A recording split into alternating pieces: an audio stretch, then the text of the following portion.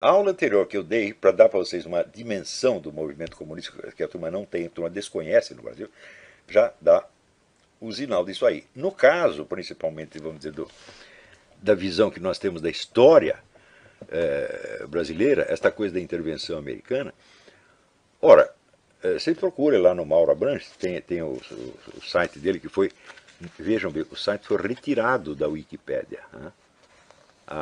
O verbete sobre ações da KGB no Brasil foi retirado da Wikipédia.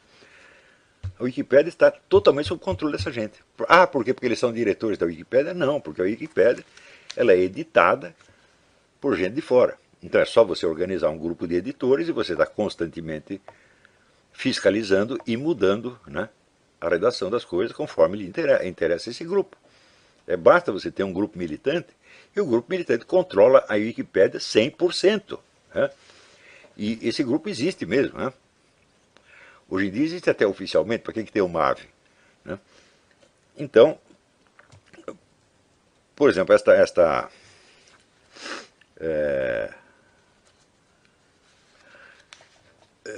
em fevereiro de 1964 foi montada uma operação de desinformação na KGB, isso foi tirado os documentos da STP, do Serviço Secreto Tcheco, com o objetivo de convencer a opinião pública que após a morte do presidente John Kennedy nos Estados Unidos, os Estados Unidos pretendiam adotar uma política externa agressiva na América Latina. E que tal política resultaria inevitavelmente num maior intervencionismo econômico, político e militar do governo americano na região. Note bem, o que aconteceu foi exatamente o contrário. A partir do governo militar no Brasil, a intervenção americana foi diminuindo até se reduzir a zero. Claro que há intervenção das empresas que querem vender os seus produtos, isso aí continua havendo. Sobretudo no próprio mercado de show business, né? Vende disco, etc, etc. Mas a ação do governo americano é nula. Você não tem sequer o que se chama diplomacia pública, que é quando falam mal do país, vai o embaixador dar uma entrevista dizendo, reclamando daquilo. Hoje não faz nem isto. Você pode dizer o que quiser dos Estados Unidos, o embaixador não vai dar uma palavra. Né? Mesmo porque, em geral, os embaixadores, já trocados pelo senhor Obama, já são todos favoráveis ao lado de lá. Né? E que tal política econômica resultaria em maior intervencionismo econômico, político e militar do governo americano da região? Essa foi a Operação Touro, conhecida também como Operação Thomas Mann, numa alusão ao assistente secretário de Estado dos Estados Unidos, Thomas A. Mann, escolhido pelos agentes de informação para ser acusado de ser o autor dessa política. A Operação Thomas Mann consistiu em implantar informações falsas na mídia latino-americana, dando a entender que tais informações partiam de órgãos oficiais dos Estados Unidos. As principais falsificações postas em circulação foram um comunicado de imprensa com carimbo oficial da Agência de Informação Americana no Rio de Janeiro, revelando a política imperialista concebida por Thomas A. Mann. Panfletos de um fictício comitê para a luta contra o imperialismo yankee que denunciava a presença de agentes da CIA e do FBI no Brasil. E que esses agentes estariam disfarçados como empresários, jornalistas e diplomatas. Esta carta foi falsificada, quer dizer, pelo serviço tcheco. O chefe do serviço tcheco no Brasil, Ladislau Bittman, confessou isso aí, já faz mais de 20 anos. Tá certo? E houve, então, várias informações desse tipo. Essas informações elas já estão desmentidas pela própria fonte. E elas continuam sendo usadas imperturbavelmente na mídia, no show business, nas escolas, etc, etc, etc. Então, isto para vocês terem ideia do que o seguinte, a circulação de informações no Brasil é controlada 100% pela esquerda. 100%, não é 99%, é 100%. Isso quer dizer que o pouco que sai contra eles, ou é oposição interna, é briga de detalhes, por exemplo, quando apareceu Hélio Bicudo contra a corrupção petista. Né? Oposição à corrupção, meu filho, existia até no Comitê Central da União Soviética. Quantos funcionários ali não foram demitidos, presos e fuzilados por causa de corrupção? Né? Então, a luta anticorrupção não tem sentido ideológico algum e não afeta em nada a estrutura de poder da esquerda. Ao contrário, é um processo de autopurificação que de tempos em tempos tem que voltar a ser feito de novo. Senão o negócio vira bagunça. Você pode permitir que o sujeito roube para o partido, mas quando você permite isso, no terceiro mês ele começa a roubar para si mesmo. E daí pronto, a coisa saiu do controle. Como aconteceu com o PT. Quer dizer, a roubalheira petista saiu do controle, então tem que acabar. Então, um verdadeiro desenho vamos dizer, do poder comunista no Brasil e na América Latina não aparece em parte alguma. Então o pessoal continua achando que não existe. Mas quem está fazendo o desenho são eles mesmos, meu Deus do céu. Isso é uma coisa que se pode comprovar caso por caso. Se você pegar a história de cada jornalista brasileiro, você vai ver, primeiro, o número deles que pertenciam a organizações de esquerda e que ainda continuam vinculados a ela é enorme. O número dos que foram treinados pela KGB ou treinados em Cuba é também enorme. Alguns deles de vez em quando confessam, como Anselmo Góes, por exemplo. Tá certo? Mauro Santana não confessou ainda, mas para mim é notório. E tem outros, né? Esse pessoal todo que faz a Carta Capital, então são eles que controlam a mídia e ao mesmo tempo controlam a mídia dita de oposição. Isso já acontecia no tempo dos militares, meu Deus do céu. Quando você chegava, quem controlava a Folha de São Paulo? Era o Cláudio Abramo, que era um trotskista radical, por exemplo, né? Quem controlava o Jornal da Tarde, né? Era o Ricardo Otaki, o Narciso Calil, essa gente. Quem controlava a revista Editor Abril? Eles mesmos. E eles mesmos também faziam pequenos semanários de oposição, denunciando a grande mídia, que era eles mesmos que faziam. Isso aconteceu durante todo o regime militar. Né? Então, se você controla, vamos dizer, a mídia e a antimídia, então você controla tudo, meu filho. Nada se opõe a você, absolutamente nada. Tá certo? Então, foi vendo essas coisas que eu decidi publicar o negócio do imbecil coletivo, porque esta uniformidade mental da mídia, do ensino, das artes, etc., estava imbecilizando as pessoas. Estava virando uma situação no qual qualquer hipótese que não fosse a majoritária era concebida como loucura, como assim, doença mental.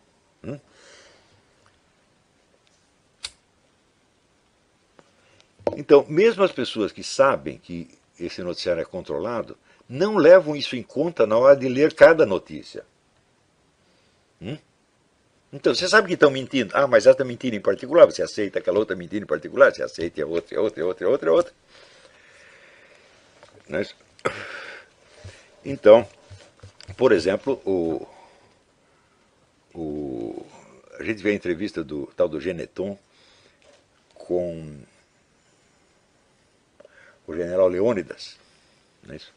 O general Leônidas diz, olha, durante o tempo que eu dirigi o DOI-CODE, não houve nenhum caso de tortura. Né? Nenhum chegou ao meu conhecimento, absolutamente nenhum. Né?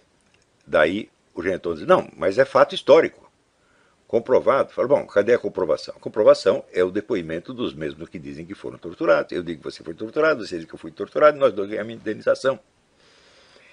Não há, ao longo de todos esses milhares de indenizações, não apareceu um único exame de corpo de delito. Nenhum único, nunca. Então, ora, você compara isso, por exemplo, com o caso do Richard Wurmbrand, que foi torturado nas prisões da prisão comunista romena, e que fez questão de ser examinado por uma comissão médica em público, na ONU, mostrando marca de queimadura, cicatriz, dente quebrado, etc, etc, etc. As fotografias estão à disposição. Então fala, bom, como é que no meio de não sei quantos mil torturados não tem uma única marca? Uma vez eu li um negócio do advogado, falei, não, naquele tempo os caras estavam lá cortando dedos, furando olhos, cortando nariz. Eu falei, me mostra um, pô. O único dedo cortado que eu vi foi o do Lula, né? Então, foi ele mesmo que cortou. Com a sua habilidade mecânica extraordinária. Né? Mas essa coisa, vamos dizer, ela é tão repetida e jamais contestada. Quando é contestada de maneira absolutamente inábil, né? Vamos dizer, o militar mais inteligente que se opôs a isso foi o general Leônidas e deixa muito a desejar, porque ele já estava com 88 anos. Então tudo passa como fato notório. Se você quer discutir o assunto, a primeira coisa que você tem que dizer, bom, casos de tortura houve, mas isto é o máximo de oposição que as pessoas, de enfrentamento que as pessoas se permitem. Eu digo, mas se pergunta para mim, bom, você naquele tempo você estava na esquerda, você acompanhou, quantos casos comprovados de tortura você ficou sabendo? Nenhum. Nenhum, nunca. Eu não vi um sujeito machucado. Eu não vi ninguém sair lesado. Por exemplo, você pega as fotos dos terroristas trocados por embaixadores. Eles estão todos inteiros. Né? Não tem um que pareça desnutrido sequer. Então, na verdade, eu não vi nenhum caso. Na época eu acreditava, por quê? Porque os colegas diziam. E também eu nunca vi um sujeito que chegasse para mim e dissesse, eu fui torturado. A minha contraparente, que diziam ter perdido um rim na tortura, eu perguntei, a senhora foi torturada? Não. Até hoje o nome dela está na lista de torturado. Então, na verdade, verificação não houve nenhuma, nunca. Mas a mera proposta da verificação aparece como uma provocação fascista. E o pessoal que está contra os comunistas, que é antipetista, etc., tem inibição de discutir esta coisa. Eu digo, escuta, mas se você tem inibição, é porque o julgamento que o outro faz de você já tem poder sobre você, evidentemente. Eles vão me chamar de fascista. Eu digo, mas eles vão chamar de qualquer jeito. Eles já chamaram de fascista até o Fernando Henrique Cardoso, até o Zé Serra, até o Alckmin. Por exemplo, o Alckmin manda reprimir uma greve lá, é fascista. O Alckmin que é o cara que faz tudo o que eles querem. E, então, você veja, a inibição que as pessoas têm, eu vou ser massacrado. O que você quer dizer com massacrado? Quer dizer que vão falar uma coisinha contra você? Mas eles vão falar de qualquer jeito. Mas este temor ele entrou muito profundamente na cabeça de todo mundo. Então isto é uma dominação psicológica total. E se você não quer passar pelo teste, se você não quer ser rotulado de fascista, então você não vai poder fazer nada, porque eles vão te rotular de qualquer jeito. Essa é a primeira coisa que se faz. Curiosamente, você verá, depois que soltaram o livro da Márcia Tiburi, Como Discutir com um Fascista, ou Como Debater com um Fascista, começaram a aparecer cursos disso nas faculdades. Como debater com fascistas. Dados por pessoas que jamais debateram com ninguém. Isso é uma coisa extraordinária, porque eu só me aventurei a dar algumas lições sobre a arte de debater depois de eu ter participado vitoriosamente de vários debates. Eu provei que sei fazer e agora eu vou ensinar como faz. Mas eles não, eles ensinam como faz sem nunca ter feito. E isso é aceito como coisa normal.